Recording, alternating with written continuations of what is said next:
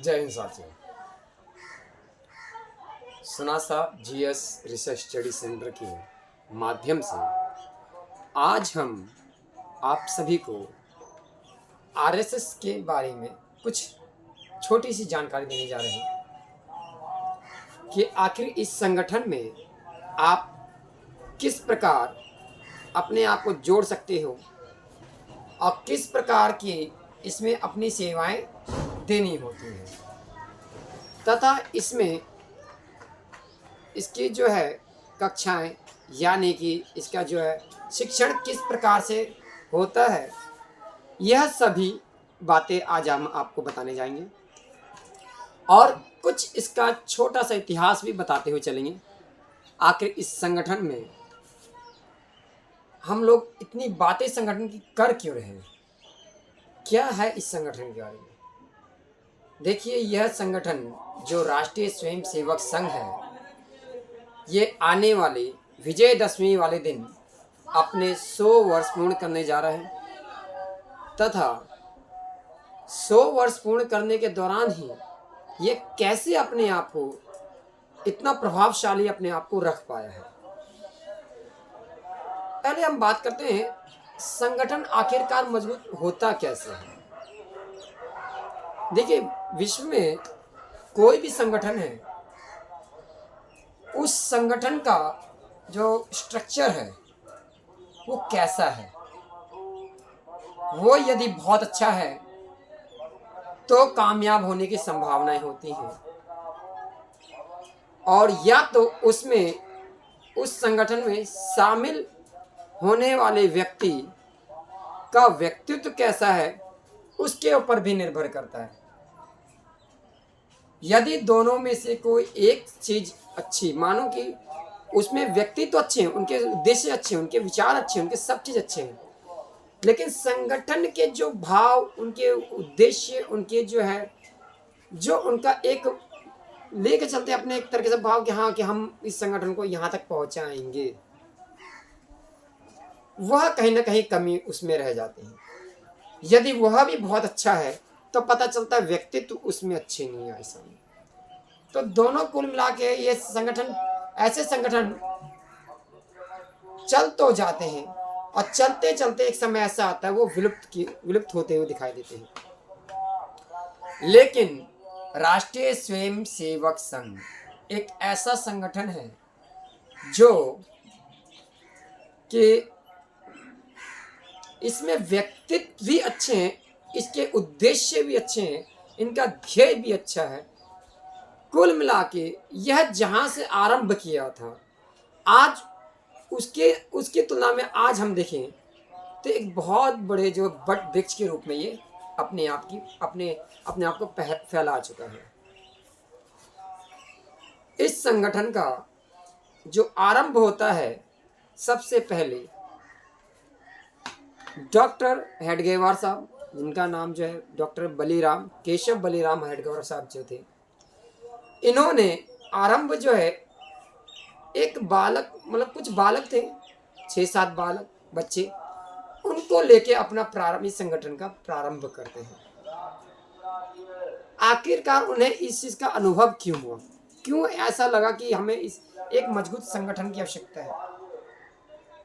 इन्होंने पूर्व में अपने आप को कुछ अन्य संगठनों से भी जोड़े हुए रखे थे, लेकिन वहां भी उन्हें कुछ ना कुछ कमियां नजर आई। फिर उसके बाद कांग्रेस में आते हैं। जब कांग्रेस पार्टी आती है, क्योंकि भारत की सबसे पुरानी पार्टी जो है वो कांग्रेस पार्टी है,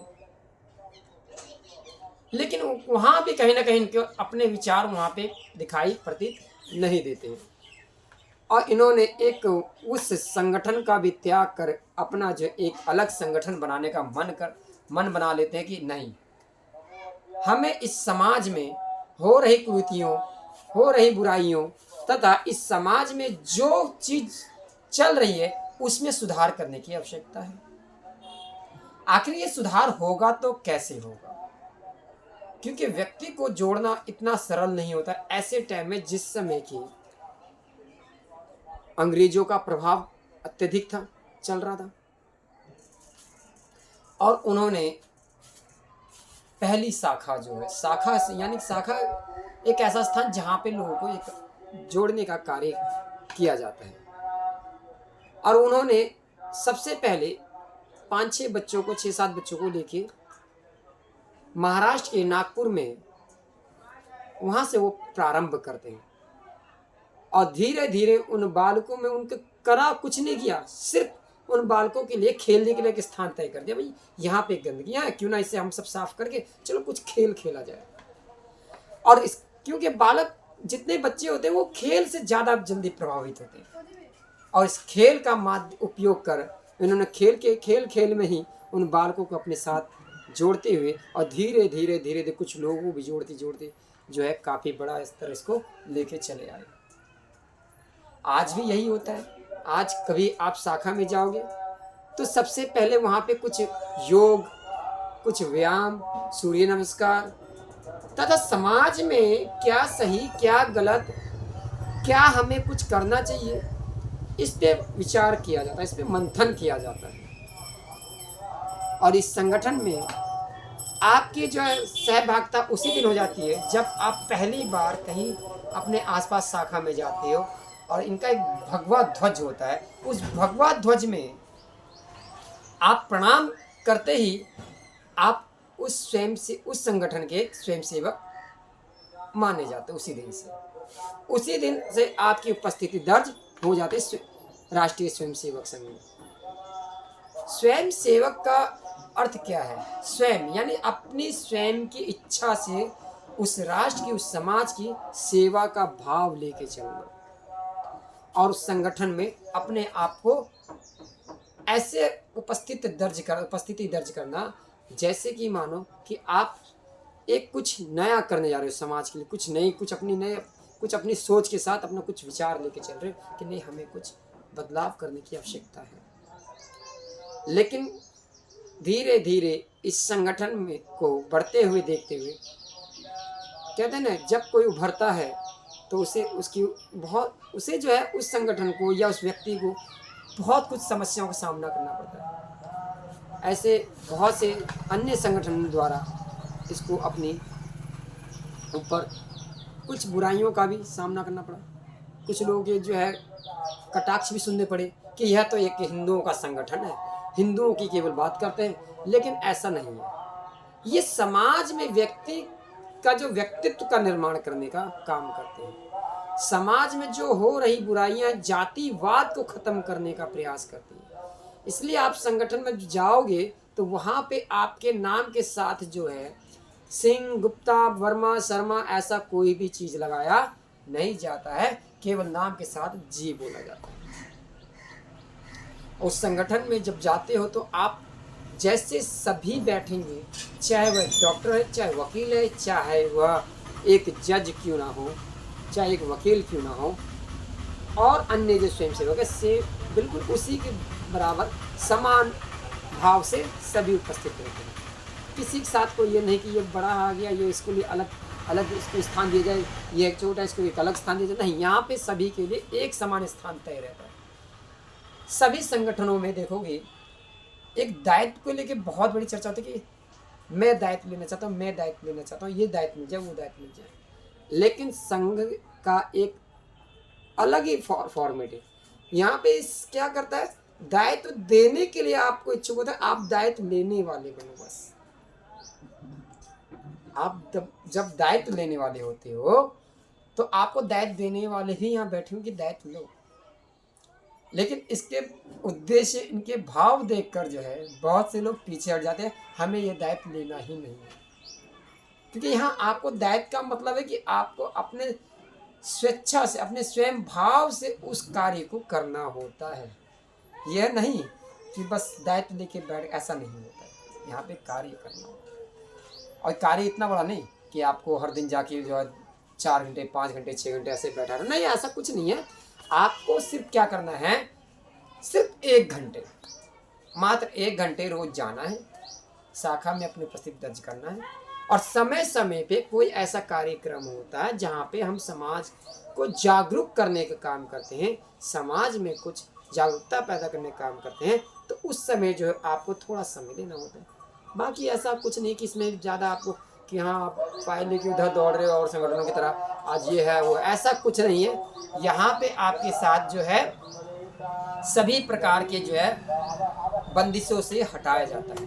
पहले आप अपना घर, काम यह सभी से पूर्ण हो जाओ और उनमें से सिर्फ 1 घंटा समय निकालना होता है आपको। और उसके द्वारा आपके और ये समय भी निर्धारित नहीं कि आप नहीं सुबह तो सुबह, दोपहर तो दोपहर, शाम तो नहीं, आपकी जब इच्छा हो, जब समय मिले, जब करो तभी आप जाके इसमें शामिल हो सकते। इसलिए शाखा का जो है समय कोई ऐसा नहीं है कि इस पे सर जो प्रातः काल ही शाखा लगे, नहीं। दोपहर की शाखा अपनी अलग होती है, प्रभात की शाखा अपनी अलग होती है, साई शाखा अलग होती है, रात्रि शाखा अलग होती है। ठीक है, इसमें भी क्या है, कई लोग जो है उनकी इच्छा तो है संघ में जाने की, लेकिन वो हफ्ते में या महीने में या वर्ष में कुछ समय दे सकते हैं, तो उनके लिए भी रास्ता खुला हुआ है। आप जो है मिलन में जा सकते हैं, मिलन शाखा में, जहाँ महीने में एक बार बैठक होगी, आपको आपके साथ चर्चा होगी कि आपके समाज में हो रहे कुछ क्या परिवर्तन है, क्या अच्छा है, क्या बुरा है, इसके ऊपर चर्चा किया जाता है। और क्या आपका क्या उसमें योगदान है, वहाँ पे रहते हुए उस समाज में क्या क्या कोई घटना घट रही है या किसी प्रकार की सकारात्मक या नकारात्मक कैसी घटना घट रही है, उसके ऊपर आपको अपने विचार रखने होते हैं। और इस शाखा में जो है आपके बाल शाखा से लेकर प्रौढ़ शाखा तक सभी की उपस्थिति होती है। बाल शाखा वह एक अलग, जिसे हम जो है विद्यार्थी शाखा बोलते हैं। विद्यार्थी शाखा में भी जो है एक कॉलेज विद्यार्थी शाखा अलग है, विद्यालय के जो विद्यार्थी शाखा है वो उसकी शाखा अपनी अलग है। फिर उसमें भी आप देखोगे शाखाओं में जो है वहाँ पे एक तरुण शाखा है, तरुण शाखा एक अलग शाखा है। वहाँ पर जो है व्यक्ति जो है बड़े होते हैं, जैसे बाल से अपने बाल किशोर अवस्था से ऊपर हो चुके होते हैं, उनके लिए है तरुण शाखा। उसके बाद जो है आप देखोगे प्रौढ़ शाखा, प्रौढ़ शाखा होता है जो बूढ़े बुजुर्ग लोग सभी जाके अपने जो है अपने वहाँ पे जाते हैं, जहाँ पे कहते हैं ना बुजुर्गों को अब एक ऐसा जब उम्र होता है ना, एक वृद्धावस्था आता है, तो उस समय ना उसको हमेशा अपने कोई ना कोई साथ चाहिए, बातचीत करने वाला, कोई ना कोई ऐसी अपनी बातों को रखने वाला। लेकिन आज के टाइम में ऐसे समय में इन वृद्ध लोगों के साथ कोई 2 पल बैठने के लिए समय नहीं निकाल पाता है। लेकिन संघ एक ऐसा स्थान है जहाँ पर वृद्ध लोगों के लिए प्रौढ़ शाखा लगाया जाता है, जहाँ पे अपने अनुभव, अपने जो है जो जीवन में उन्होंने अनुभव सीखा, वो अनुभवों को वहाँ पे साझा करते हैं। और फिर उन अनुभवों को जो है तरुण को तथा विद्यार्थियों को या बाल शाखा को सभी के अपने अनुभव जो साझा करते हैं संघ का। इसमें जो है जब आप शामिल होते हो, जिस दिन आप अपनी पहली उपस्थिति दर्ज करते हो, ध्वज प्रणाम कर लेते हो, उसके उपरांत जो आपका जो है एक शिक्षण होता है, जिसमें सबसे पहली शिक्षण जो होते हैं 1 हफ्ते का 7 दिन की शिक्षण होता है, जिसे हम बोलते हैं प्राथमिक शिक्षण। प्राथमिक होने के बाद जो है आप जो है शाखा, अपनी एक शाखा लगा सकते हो, जहाँ पे धीरे धीरे कुछ बालकों को बड़ों को जोड़ के एक शाखा अपनी खड़ी कर सकते हैं। शाखा खड़ी होने के उपरांत जो है शाखा तैयार होने के बाद कुछ समय बाद आपको जो है प्रथम वर्ष के लिए भी शिक्षण देना होता है, जो कि 20 दिन का होता है।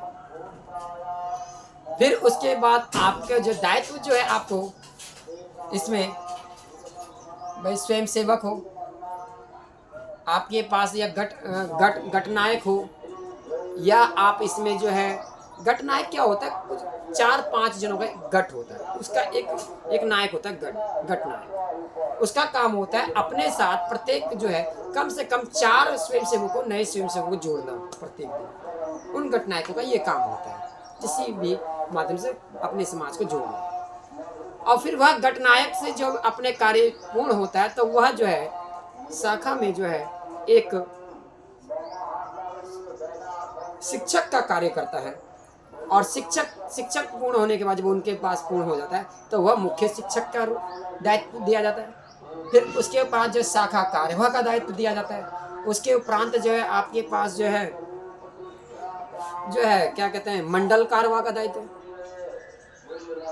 फिर उसके बाद आप नगर कारवा, ऐसे जिला जिला प्रांत विभाग के मतलब सब तरह के इसमें जो है आप कार्य करते रहिए।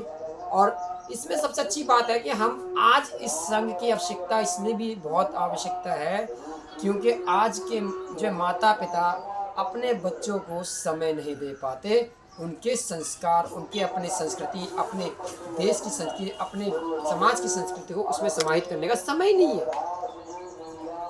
या उनके साथ उनके दादा दादी उनके है नहीं, उनके जो उनको समाज दादा दादी भी साथ नहीं है, तो फिर क्या करें। तो संघ ये काम करता है उनके बालकों में जो है, उनके बच्चों में जो है एक संस्कार उत्तेजित करते, संस्कार देने का काम करते हैं।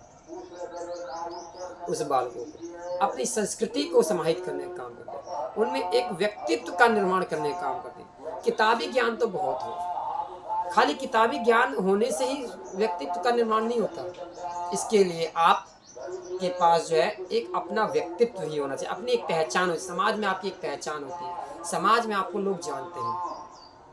और इस प्रकार आपका संगठन में धीरे धीरे इसमें जब शाखा लगाते हो आप, शाखा लगाने की जो 18 आज्ञाएं दी जाती हैं, शाखा जो है उसके उपरांत जो है आपको शाखा विकीर्ण करने की उसमें जो 15 आज्ञाएं दी जाती हैं। इसका जो है इस संगठन का आप देखोगे कि आप इतिहास में जाते हो तो पुराने बहुत से काम किए इन्होंने, चाहे भारत देश में हो चाहे विश्व स्तर पे हो, कहीं भी जब भी कहीं आपदाएं आई है वहाँ पे अपनी उपस्थिति दर्ज की है इन्होंने। भारत पाकिस्तान युद्ध हो, भारत चीन युद्ध हो, चाहे आपातकाल, चाहे कैसा भी समय रहा, उस समय ऐसे समय पे भी इस संगठन ने अपनी सहभागिता दिखाई है। इस संगठन का काम है कि जो समाज दबा हुआ है उस समाज को उठाना, सोए हुए समाज को जगाने का काम इस संगठन का। और अब जो है ये विजयदशमी को 100 वर्ष पूर्ण कर लेगा। ठीक आज से करीब 100 वर्ष पूर्व 27 सितंबर 1925 को इसकी नींव रखी गई। और इसके ऊपर जो है बहुत से तरह के आरोप भी लगते रहे, बहुत बार इस पर प्रतिबंध भी लगाने का प्रयास किया गया संगठन पे। और इनके कार्य तो ऐसे रहे कि 2 बार से जो है 26 जनवरी के परेड में नेहरू जी ने इन्हें आमंत्रित किया, 26 जनवरी के परेड में अपनी स्वयंसेवकों को शामिल करने का। सोच सकते हो किस हिसाब से कार्य किया होगा इन्होंने। चाहे बाबरी विध्वंस हो उसमें इनकी सहभागिता, लोग जोड़ने का काम, सभी तरह के। इसमें कुल 23 संगठनें होती हैं, 23 संगठन और भी संगठन बढ़ा, समय की आवश्यकता के अनुसार में बढ़ोतरी भी की गई। चाहे जैसे सेवा भारती हो, बजरंग दल हो, विश्व हिंदू परिषद हो, चाहे ये धर्म का विशेष कोई धर्म से मुस्लिम संगठनों के लिए भी एक इसमें संगठन बनाया, मुस्लिम को जोड़ने के लिए भी। ये नहीं कि मुस्लिम विरोधी है ये संगठन, ये मुस्लिम विरोधी नहीं है ये संगठन, ये बल्कि समाज में जो हो रही कुरीतियां हैं, कुछ बुराइयां उसके विरोध में है। हिंदू, कई लोग हिंदू कहते हैं, हिंदू कोई धर्म नहीं है, हिंदू एक संस्कृति है। यहाँ का रहन सहन, यहाँ का खान पान, यहाँ का जो विचार हुआ, यहाँ का सब, इसे ही हम कहते हैं हिंदू धर्म। जिसकी बात कई बार ऊपर विवाद रह रहा है ये संगठन, जिसके कारण वो का धर्म नहीं है, वो तो एक संस्कृति है। बल्कि धर्म जो है जिसकी बात की जाए वो तो सनातन धर्म है। और सनातन धर्म तो वैसे भी जो है आप देखोगे कभी किसी का विरोध करता ही नहीं, और सभी का उत्थान की बात, सभी मानव जाति के उत्थान की बात करता है। सर्वे भवन्तु सुखिनः, सर्वे सन्तु निरामयाः, सर्वे भद्राणि पश्यन्तु मा कश्चित् दुर्भाग् भवेत् वाली बात करता है। सभी की बात, सभी को आगे बढ़ने का बात करता है।